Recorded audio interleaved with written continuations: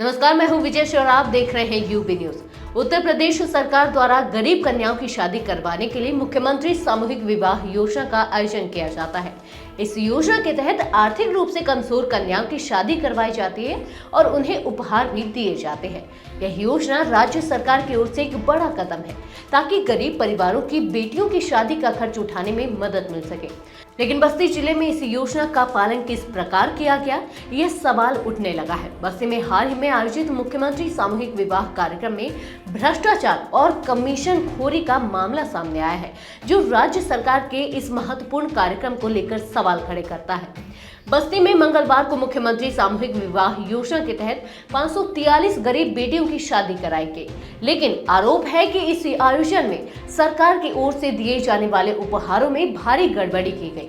समाज कल्याण विभाग की तरफ से दुल्हनों को जो उपहार दिए गए वे बेहद घटिया गुणवत्ता के थे और इनमें से अधिकांश सामान नकली थे। शादी के दौरान जब बेटियों को उपहार के तौर पर आभूषण, श्रृंगार सामग्री, बर्तन और साड़ियां दी गई तो दुल्हने और उनके परिवार के सदस्य हैरान रह गए।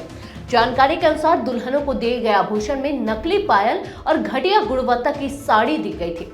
इसके अलावा बर्तन, कुकर, लिपस्टिक, शीशा और अन्य सामान भी नकली और घटिया गुणवत्ता के थे।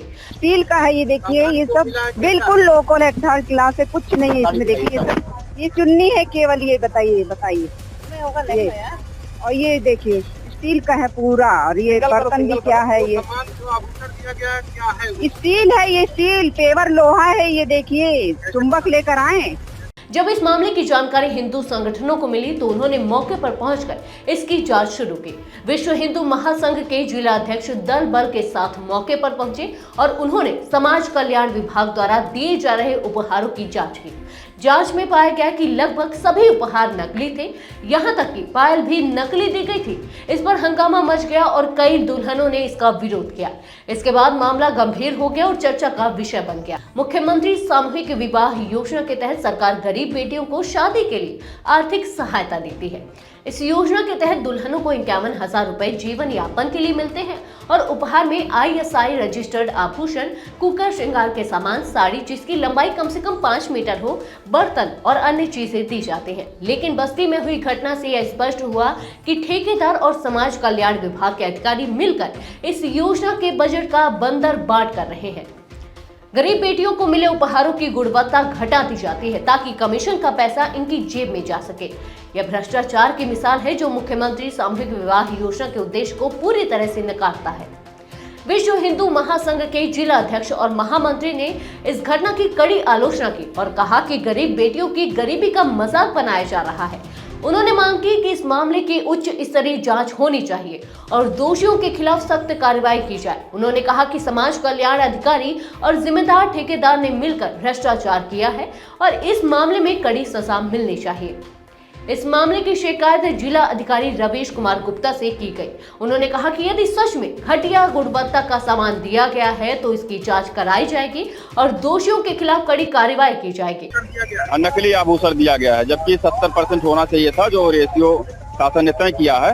रेशियो के बिल्कुल विपरीत है। जो भी सामान है एकदम घटिया क्वालिटी का है, जबकि उसमें सारे सामान को ब्रांडेड देना चाहिए था, ऐसा नहीं किए। इनके ऊपर कार्रवाई होनी चाहिए। निश्चित रूप से सरकार को बदनाम करने की साजिश है।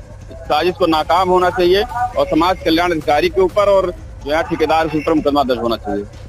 डीएम ने समाज कल्याण विभाग के अधिकारियों की इस लापरवाही पर नाराजगी जताई और कहा कि जांच पूरी होने के बाद कार्यवाही की जाएगी।